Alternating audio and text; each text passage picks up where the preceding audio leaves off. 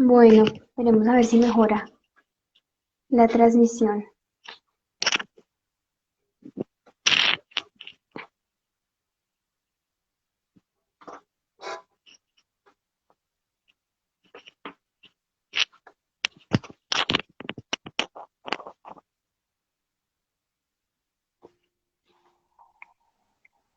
Ahora sí, ingeniero, ahora vemos. Ahora sí me ven. Sí, señor. ¿Cómo está, ingeniera? Buenas tardes. Buenas tardes, ¿cómo estás? Bien, bien, gracias a Dios. Bienvenidos a todos los participantes. Muchísimas gracias por regalarnos hoy este ratico, ingeniero. Bien, gracias. Pues primero que todo, pues felicitarla por la iniciativa tan eh, particular y muy académica que han tenido para el tema de Quédate en casa y para todos los miembros de este grupo o esta red social donde han participado activamente en todas estas conferencias. Gracias, ¿Sí? ingeniero. La idea de esta tarde es poder darles como una pauta desde mi punto de vista y mi experiencia en temas de geotecnia, en los cuales he venido laborando y ejerciendo la profesión. ¿Sí? Ayer, pues, estuve mirando la participación del ingeniero estructural. ¿Sí? El ingeniero estructural hizo muy buenos aportes. Eh, Hay muchas cosas que desde el punto de vista geotécnico comparto, la interacción y la unidad que deben tener todos los profesionales a la hora de ensamblar o acoplar todo el proceso de materialización y concepción en un proyecto tanto de edificación como de infraestructura. La idea de hoy es poder que todos los participantes puedan generar una serie de inquietudes y una serie de conceptos en los cuales ellos han tenido alguna experiencia y yo de alguna manera se las pueda resolver. Debido a que el tiempo es como algo corto, ¿sí? La idea es que no solo me dedique o me limite a decirles una serie de conceptos en un tiempo tan limitado, sino que también pueda, desde un punto de vista más técnico y más de experiencia, poderles darle solución a las inquietudes que tienen los participantes. Entonces, lo primero es, voy a hacer un pequeño preámbulo, una pequeña introducción al, al Código de Construcción Colombiano, la NSR 2010, en especial al título A y al título H. Perfecto, ingeniero. Eh, pues el tiempo es algo un poco corto y limitado y la idea es tratar de enfocárselo en este espacio tan limitado para el tema de edificaciones, que es lo que la mayoría de los profesionales realmente comienzan a ejercer su profesión. Residentes de obra, auxiliares de interventoría y supervisores o técnicos. Eh, Muchos de los que trabajamos en el sector de la construcción siempre hemos tenido una particularidad, que es cómo ensamblar o acoplar lo que uno aprende en la universidad con lo que uno ejerce día a día. Siempre se ha presentado una rivalidad, por decirlo de alguna manera, entre la parte técnica y la parte práctica. Ustedes deben de entender de que en el sector de la construcción siempre nosotros encontramos a una persona que es nuestra mano derecha de gran experiencia, como el oficial de construcción y los maestros de construcción. Ellos son los que con mucho ahínco y con mucho trabajo han desarrollado todo el desarrollo de la infraestructura, tanto de edificaciones como de todas las obras civiles que se han presentado en el país, en este caso.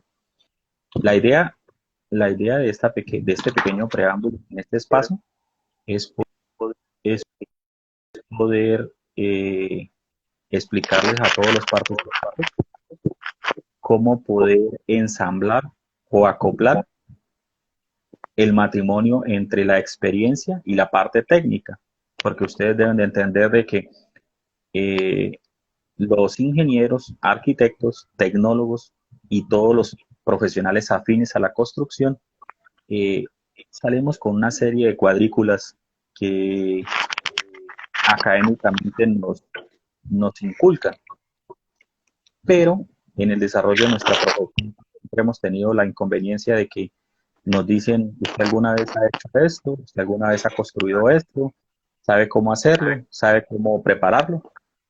Entonces, no solo es saber qué cantidad de material, qué dosificación y qué personal o equipos se necesitan para poder realizar la actividad, sino también poder eh, saber cuáles son los materiales idóneos y cuáles son las técnicas idóneas para un producto de calidad. ¿Sí? Entonces, inicialmente voy a comenzar hablando de los requisitos y todos los aspectos básicos que se deben tener para materializar una exploración en el caso de edificaciones. Las edificaciones están compuestas en tres categorías: categoría baja, categoría media, categoría alta y categoría especial. ¿Sí? La categoría baja, de acuerdo al título H, consta de 0 a 3 niveles, que eso es una exploración que se puede realizar manualmente o con equipos automáticos o mecánicos, llámese SPTs de percusión o equipos rotatorios. Existe la categoría media, ¿sí? Que la norma lo estandariza en edificaciones mayores a 3 niveles y menores a 10 pisos. ¿Sí? Esas edificaciones, su exploración son en profundidades de 15 metros, ¿sí? Con un número de exploración de 3 sondeos o 3 exploraciones. Y la categoría alta son mayores a 15 metros y máximo de exploración de 30 metros. Y ya para proyectos especiales, ¿sí? De más de 30 metros, pues ya las exploraciones por métodos directos deben ir complementados por métodos indirectos, como los ensayos de geofísica. Eh, pues hablando desde mi punto de vista de experiencia, he visto que en el desarrollo de la construcción siempre ha habido eh, una particularidad en los costos. Todo dueño de proyecto trata por algún medio de minimizar los costos de inversión con respecto a la utilidad esperada. Y pues siempre eso ha generado un poquito de malestar o de escollo en el tema laboral, porque pues, ustedes deben de entender de que el dueño del proyecto siempre trata de hacer una menor inversión a la presupuestada para que ellos tengan como una concepción de alivio económico o de agilidad económica o de negocios. Quisiera, pues no sé, si alguno tiene alguna inquietud o alguna pregunta, comenzáramos con casos específicos y yo se los podría resolver, porque como le digo, la idea no es solo hablar yo y desde mi experiencia solo decir cosas y cosas y cosas, sino que algo de los participantes, algunos que tengan inquietudes, yo se las pueda resolver técnicamente. Hasta el momento no tenemos ninguna inquietud, ingeniero. Pues por el momento. Terrible, terrible, porque pues he visto la mayoría de las conferencias y preguntan bastante. Eso quiere decir que o no me doy a entender o me tienen miedo. Sí, no, no. Ustedes Yo pueden creo que es preguntar. porque llevamos un poquitico en línea, entonces pues todavía no han surgido las inquietudes. Y se está cortando la señal. Sí, es que También puede ser por eso. el tema aquí, el tema del internet ha sido bastante complicado. La lluvia encima me ha afectado bastante la señal. Ingeniero, Eh, ¿en qué ciudad estás? ¿Perdón? ¿En qué ciudad estás? Bogotá. Ah, acá en Bogotá. Sí. Ah, Eh, bueno. ha sido un poquito complicado porque pues el clima frío a mí no me favorece mucho. Entonces me ha tocado estar bastante resguardado. Claro. Pues no, no sé. Me gustaría que alguno de los participantes preguntara inquietudes desde el punto de vista geotécnico. Yo ayer estuve mirando muy activamente la presentación del ingeniero estructural y pues la idea es que yo pueda interactuar de una manera más directa, ¿sí? No solo de hablar y hablar, sino que los participantes que tengan algunas inquietudes en procesos constructivos, tanto de la parte de de la estructura como de la parte de la geotecnia, yo se las pueda eh, aclarar o diluir mejor. No sé si alguno de los participantes quiere hacer algo, alguna inquietud, algún aporte. No, ingeniero, no hay ninguna pregunta hasta el momento. Bueno, entonces iniciaré dando un pequeño preámbulo sobre el tema de la exploración. En Colombia las exploraciones por métodos directos, ¿sí? Son la recolección de las muestras de campo que se hacen como lo dice su nombre, por métodos directos obteniendo las muestras, ¿sí?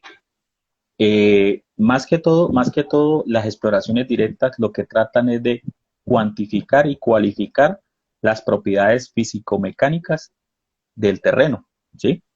Ustedes saben que un material natural que va a ser sometido a unas cargas de servicio, ¿sí? Ya, llámese una vía, llámese una edificación o cualquier obra civil, necesita saber cómo es su comportamiento, ¿sí? Cómo es que un terreno soporta y distribuye sus cargas o sus esfuerzos, ¿sí? Entonces, en la exploración, la mayoría de los que trabajamos en el sector de la consultoría, eh, realizamos una serie de ensayos, llámese ensayos de percusión, a piques, trincheras, ¿sí? Y, y métodos indirectos, ¿sí? La idea de la exploración es poder tener la mayor cantidad de datos de los parámetros del terreno, tales como el ángulo de fricción, la cohesión, la humedad, el porcentaje de saturación, inclusive las características del tipo de terreno, llámese arenas, llámese limos, llámese arcillas, llámese gravas o llámese rocas. Dependiendo de la litología o estratigrafía, se puede determinar qué cimiento o qué tipo de cimientos serían los más ideales o recomendados para una edificación. Ahora, eh, en el mundo de la consultoría siempre ha habido un tema muy particular que es que, no sé, la mayoría de los diseñadores se limitan a decirle al geotecnista, ingeniero, por favor, regáleme solo la capacidad portante y el nivel de desplante. El nivel de desplante es la profundidad a la cual el cimiento va a descansar sobre un terreno, llámese natural o material de préstamo, ¿sí?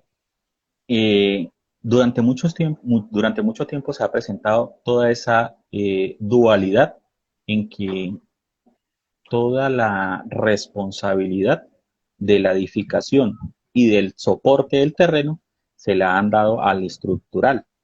Y hoy en día hemos visto muchos casos donde el geotecnista cumple un papel muy fundamental en la distribución de las cargas de la estructura o de la superestructura al terreno, ¿sí? Eh, Hoy en día la geotecnia de hoy en día ha generado una revolución académicamente los últimos 40 años, donde se han generado métodos de análisis y métodos numéricos para el análisis del comportamiento de las propiedades de los terrenos. Antiguamente ustedes conocían eh, las teorías de Terzaghi, de Meyerhoff, de Bessig, de Hassen, como las únicas teorías en calcular las propiedades de capacidad de carga, admisible, última, de las diferentes cimentaciones a las cuales la estructura pueda llegar, cimentaciones superficiales o cimentaciones profundas. Hoy en día existen métodos más aproximados, ¿sí?, a las condiciones reales del terreno, ¿sí? Hoy en día nosotros contamos con métodos de elementos finitos, contamos con los famosos coeficientes de balasto y los coeficientes dinámicos. El ingeniero ayer en la conferencia que estuve observando dijo algo muy cierto. La mayoría de los ingenieros consultores estructurales solo se limitan eh, a utilizar un porcentaje de solo la información que realmente pueden llegar a necesitar, que es la capacidad portante y el coeficiente de balasto, ¿sí? Eh, Eso simplemente es como, como un complemento de las condiciones estáticas del terreno. El terreno tiene dos condiciones, la estática y la dinámica, ¿sí? Muchos se preocupan porque dicen, ingeniero, pero es que si usted me le aplica el tema dinámico, el sismo, los elementos estructurales, la cimentación, uy, eso vale una platica. Y no, no es una platica. Usted lo tiene que ver desde el punto de vista de seguridad, toda infraestructura que vaya a realizar. La idea es que usted pueda hacer un buen diseño para que su estructura mínimo tenga una vida útil de 50 años. Si usted en 50 años su inversión no la ha recuperado, pues créame que entonces estamos haciendo las cosas mal.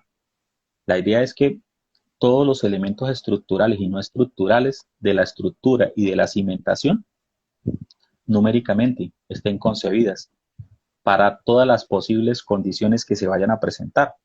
Desde el punto de vista de la geotecnia, uno debe entender que los terrenos o los suelos tienen comportamientos en condiciones naturales y en condiciones especiales. ¿A qué llamo condiciones especiales?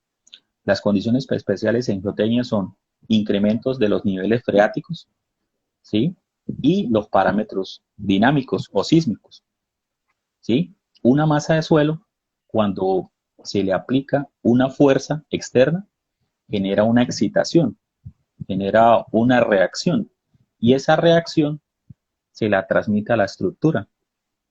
La idea es que, geotécnicamente hablando, esas interacciones sísmicas con respecto al terreno, en la unidad del ingeniero geotecnista y el ingeniero estructural, eh, el porcentaje de adaptación de los parámetros dinámicos sean mínimos para que los costos en el predimensionamiento de los elementos estructurales no sea mayor. Quisiera saber si de los participantes algunos tienen alguna Yo, inquietud. yo tengo unas inquietudes por parte mía, Inge. Bueno, es como un tema del caso de la vida real. Yo tuve que hacer un sótano, entonces pues no teníamos recomendaciones claras geotécnicas para el tema de excavar. Los suelos pues eran bastante, o sea, se venía de la luz. ¿Qué recomendaciones darías tú como ingeniero geotecnista para hacer una excavación?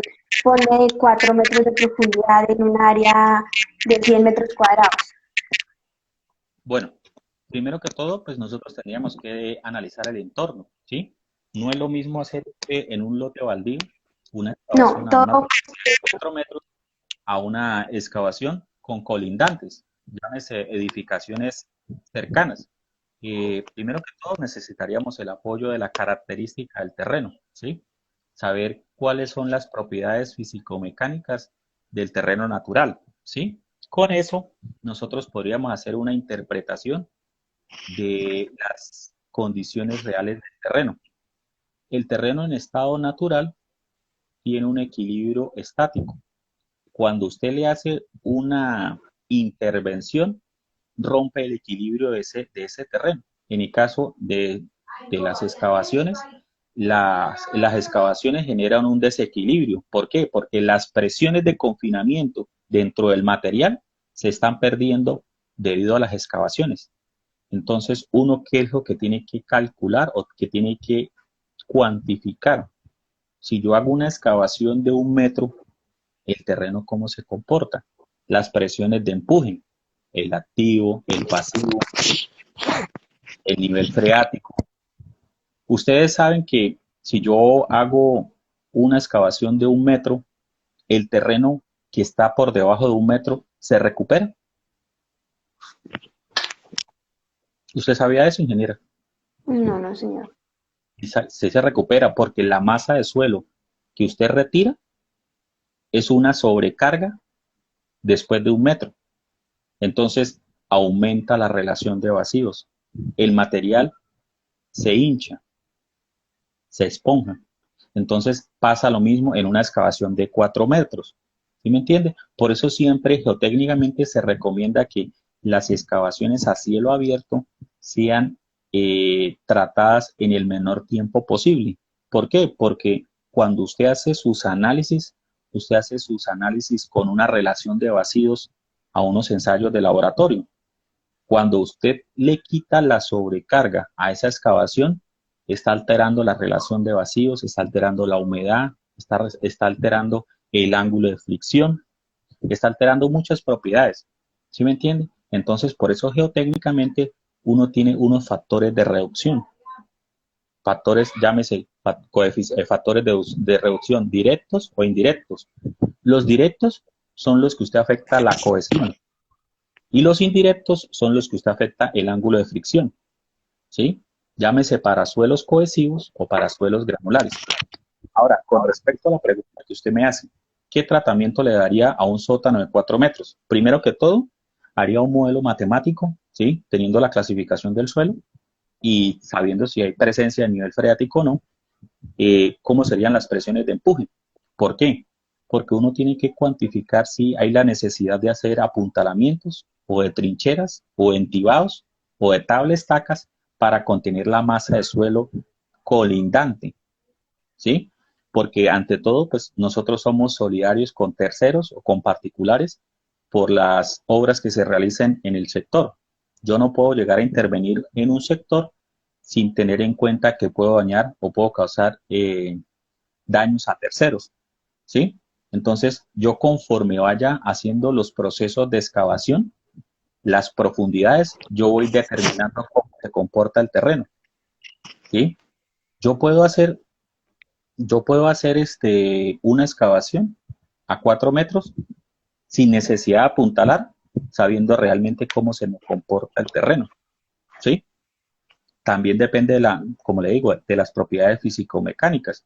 Pues si en el sector el material es de origen granular, pues obviamente yo no puedo darme ese lujo porque pues si la cohesión es muy bajita en el material granular, pues el problema es que al yo generar pérdida de presión o de sobrecarga, genero inestabilidad entre las partículas y puedo generar derrumbes.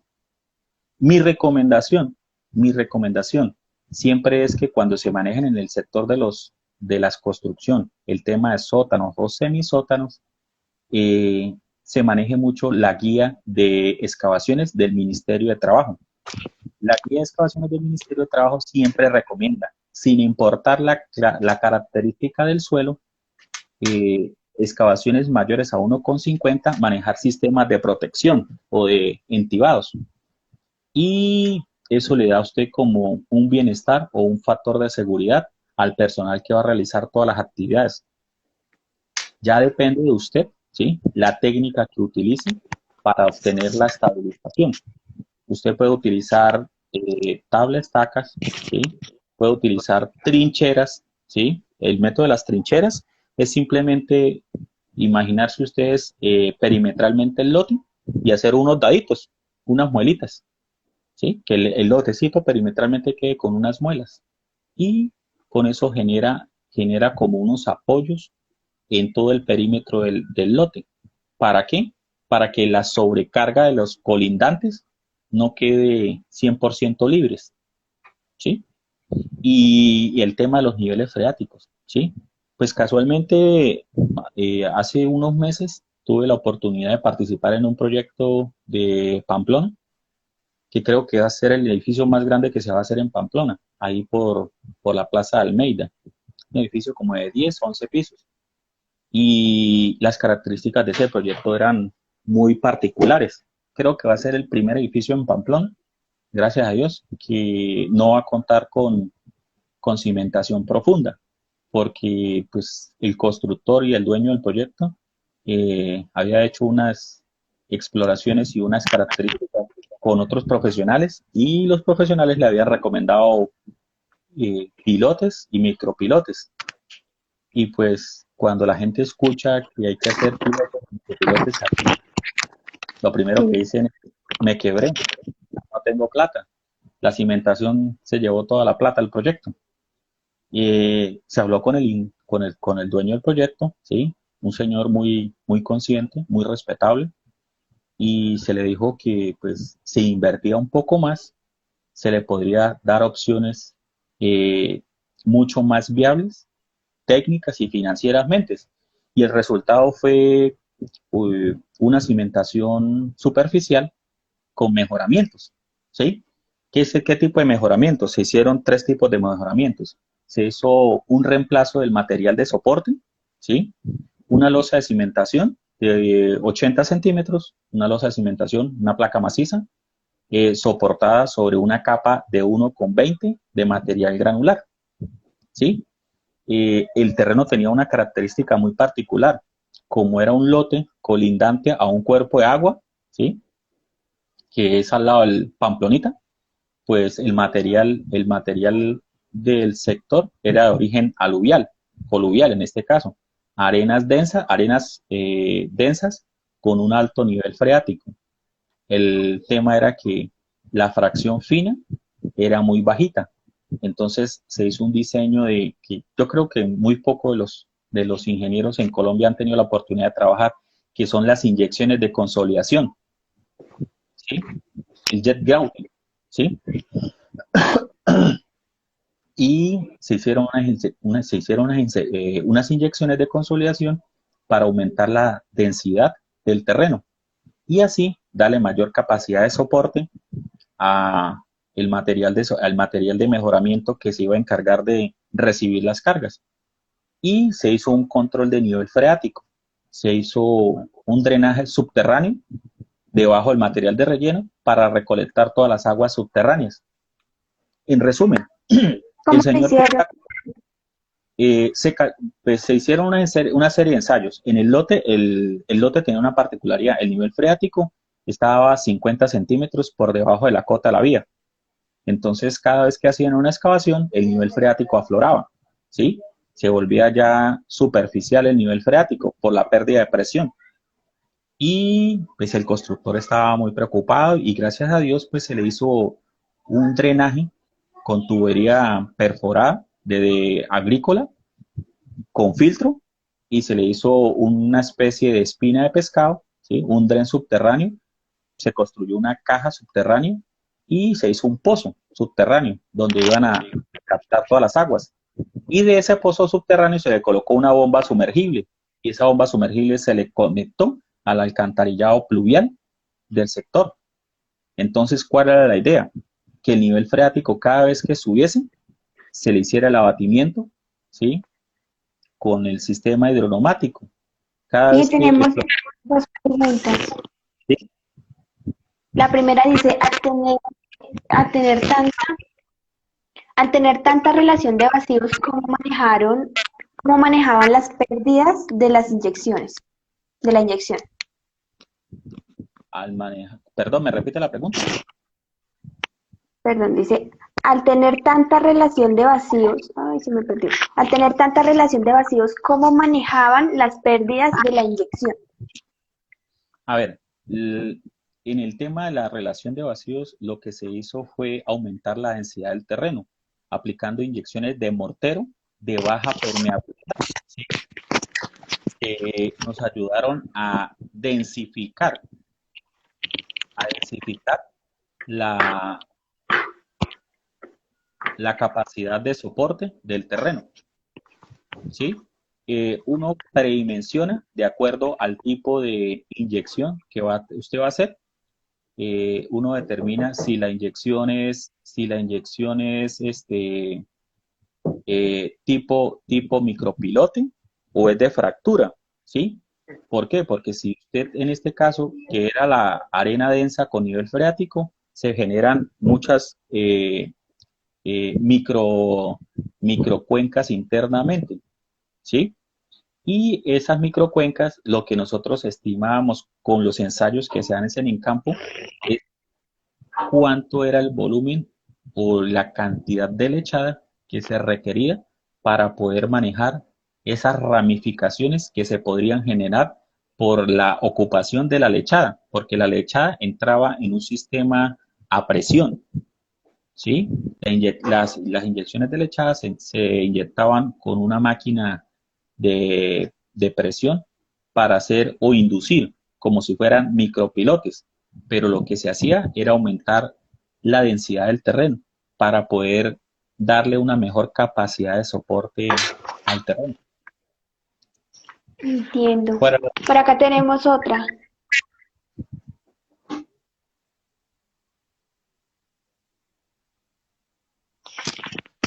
¿Qué afectaciones ambientales tienen esas inyecciones de consolidación? desde el punto de vista de mantos acuíferos, eh, ninguna, ninguna. Lo que pasa es que, por ejemplo, el dren, el dren que se proyectó, sí genera un abatimiento constante de los cauces subterráneos. Todas las edificaciones cercanas al proyecto siempre van a tener un nivel freático abatido. Y pues nosotros teníamos una particularidad porque diagonal al proyecto había un señor o un vecino del dueño del proyecto que tenía un acuífero y un pozo artesano. Y el señor pues tenía su negocio paralelo. Tenía, aparte de tener un hotel, pues tenía un lavadero de carros. Y pues como nosotros le hicimos la intervención de esa forma, pues nosotros hicimos la captación o la recolección de todas esas aguas en, en el dren que se proyectó. Entonces, cada vez que el nivel freático eh, se elevaba, el sistema hidroneumático la, la recolectaba. Las inyecciones de consolidación ambientalmente no le generan ningún impacto ambiental porque son subterráneas, ¿sí? No generan contaminación en los mantos acuíferos porque son, debido a que se manejan las lechadas con unos aditivos especiales, eh, hacen que se produzca algo que se llama exotermia. El endurecimiento de la lechada fragúe más rápido. Entonces, genera barreras, esas lechadas generan barreras de aislamiento, inclusive, para el nivel freático. O sea, perimetralmente, dentro del lote, generan barreras subterráneas para que los mantos acuíferos no estén por debajo del relleno.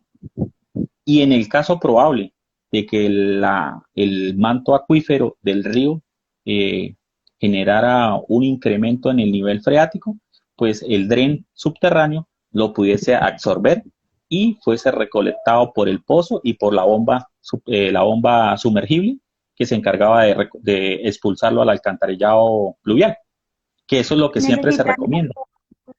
permiso especial para hacer como tal la captación de esas aguas subterráneas?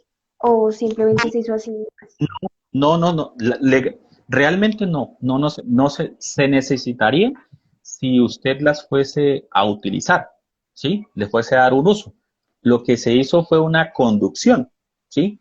Gracias a Dios el sector contaba con un alcantarillado pluvial. Lo único que se hizo es darle un redireccionamiento a la intervención del cauce, ¿sí? Si en el caso probable, ¿sí? Si hubiese a plantear de que se hiciera un aprovechamiento subterráneo de esas aguas, efectivamente sí tendría que hacer unos estudios y unos trámites ante la entidad competente, que es Corponor, ¿sí? el aprovechamiento de esas aguas. Obviamente, pues son aguas no tratadas y son pesadas. Entonces, el contenido de materiales pesados como el plomo, el cromo, eh, eh, darían que no son aptas para consumo, ¿sí? Son para, para uso industrial, para riego, pero jamás para consumo humano o para servicios de áreas superficiales. ¿Qué otra preguntita? Sí. Hay otra, dice, ¿cómo manejaban el cambio en el terreno por estos cambios del NAF, por la implementación de esas cajas y drenes? Ok. Bueno, eso es una pregunta muy interesante. Esos cambios se hizo, sí, primero se hizo unos ensayos geofísicos, se hicieron dos ensayos geofísicos, un ensayo REMI, ¿sí? Que nos ayudó a determinar la velocidad de onda de corte del terreno y nos dio también una correlación de la resistividad y de los mantos o de los perfiles del terreno, hasta de 30 metros de profundidad. Y se hizo un ensayo de tomografía, ¿sí?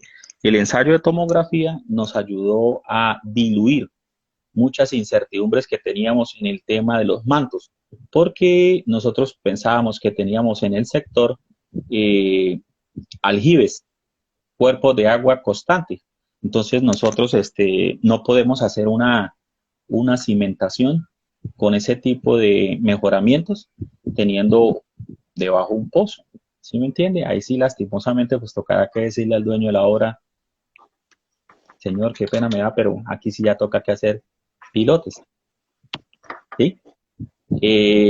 Con los ensayos de geofísica se determinaron las líneas de conducción, ¿sí? Las cotas, ¿sí? Las cotas de el drenaje, ¿sí? Y se hizo una estimación de un caudal o de un volumen para el área.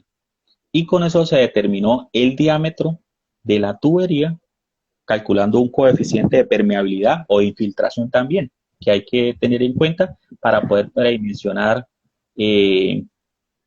la tubería. Hago una aclaración. Los sistemas de los drenajes, ¿sí? No se pueden calcular como un sistema a presión. Se tienen que calcular como un sistema a flujo libre, como si fuese un alcantarillado, porque los drenajes subterráneos jamás van a funcionar, jamás se predimensionan o se diseñan a presión, ¿sí? Entonces, los perfiles de los NAF se obtuvieron con métodos geofísicos, ¿sí? En los dos ensayos se nos dieron la dirección y la dirección de flujo y el volumen del manto acuífero en este caso. Vale, dije, tengo otra consulta. Bueno, pues desde la parte geotécnica, ¿cuándo uno hace queso? O sea, ¿Perdón? cua- desde la parte geotécnica, ¿cuándo definen ustedes que debemos construir Keyson? A ver, las cimentaciones profundas siempre se recomiendan cuando la capacidad de soporte y otro parámetro de licuación lo demanda, ¿sí? Cuando usted tiene que su capacidad de soporte, ¿sí? Es muy baja, usted obviamente no puede predimensionar una cimentación superficial sin tener en cuenta de que los asentamientos o el hundimiento de la estructura va a ser mayor a la permitida, ¿sí? El Código de Construcción Colombiana siempre da unas recomendaciones para los asentamientos esperados en las edificaciones y da unas categorías si son una edificación medianera, con colindantes, si es una edificación aislada, colindantes. Usted tiene que calcular los asentamientos primarios, secundarios y totales. Entonces, uno lo que, dependiendo del tipo de material, uno puede hacer los ensayos de consolidación, ¿sí? Ensayos de consolidación drenados o no drenados, dependiendo del tipo de material. Si es un material cohesivo o si es un material granular. Estuve mirando o estuve activo en una de las conferencias de una ingeniera sobre el tema de puentes y pues quisiera como complementar. Eh, el tema de la cimentación profunda nace de la parte de que las condiciones, ¿sí? Las de soporte y las propiedades físico-mecánicas del terreno indican, ¿sí? Indican que la carga que va a soportar, el terreno no las puede soportar. Entonces, le recomienda que haga una, un apoyo, ¿sí? O que haga un descanso de las cargas de la estructura o de la superestructura en un estrato competente o resistente para el caso de las cimentaciones profundas, ¿sí? En el caso de las edificaciones, en el caso de la ingeniera que estaba comentando hace unos días, el tema de puentes, cuando se hacen cimentaciones profundas en puentes, ellos también tienen una particularidad, que es el tema de la socavación, ¿sí? El estudio hidráulico o el modelamiento hidráulico o hidrogeológico debe determinar cuál es la profundidad máxima de la socavación y teniendo en cuenta eso, de ahí en adelante se tiene que predimensionar la cimentación profunda, porque hasta donde la profundidad de socavación nos dé en un puente, nosotros es el nivel de desplante de la cimentación superficialmente hablando. Un muro, llámese una losa o llámese unas zapatas, ¿sí? Porque hay diferentes tipos de puentes, puentes peatonales y puentes vehiculares. Entonces, complementando con lo que decía la ingeniera, depende también de las profundidades de la socavación que pueda tener el estudio hidrogeológico que me determine la necesidad de, de la cimentación profunda. Vale, Inge. Eh, miremos a ver si hay alguna otra pregunta.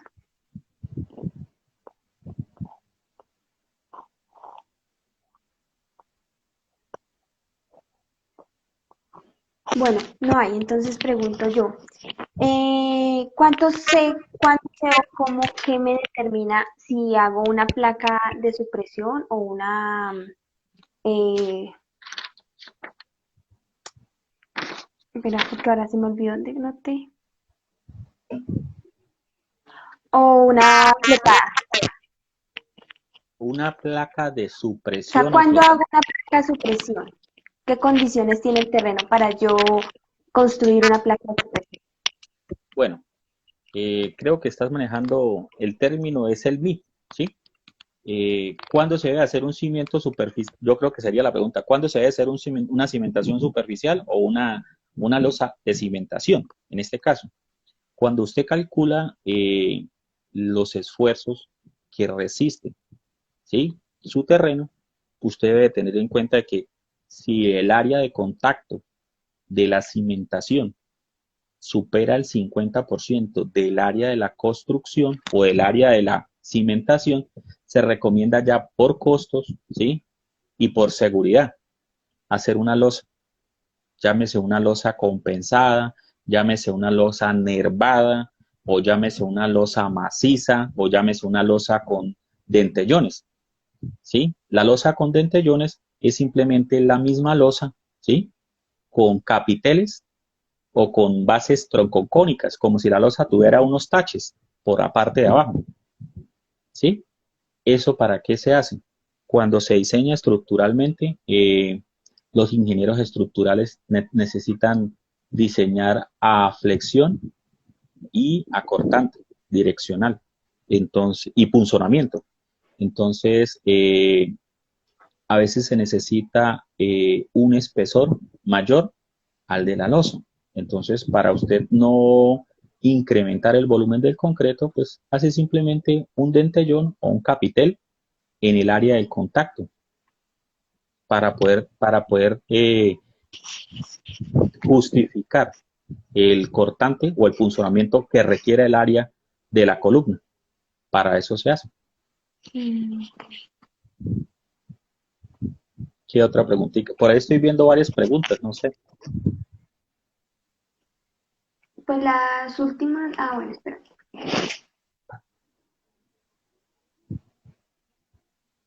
Dice la mía, pero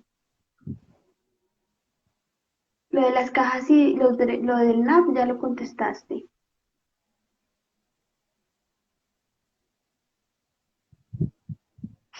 Esquivel Dani, ¿me puede repetir cuál es la pregunta? Porque creo que ya la contestamos.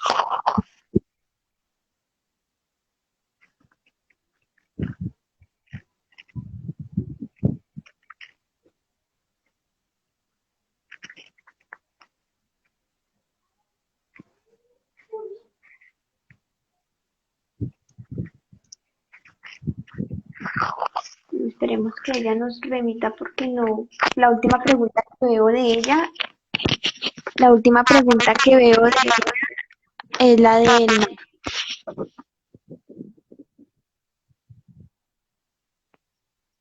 Pues estoy preocupado porque veo que hay poquitos participantes. O sea, quiere decir que Sí. mi tema es poco interesante en comparación con mis compañeros de las charlas anteriores. No creo, de pronto la fecha. Ven,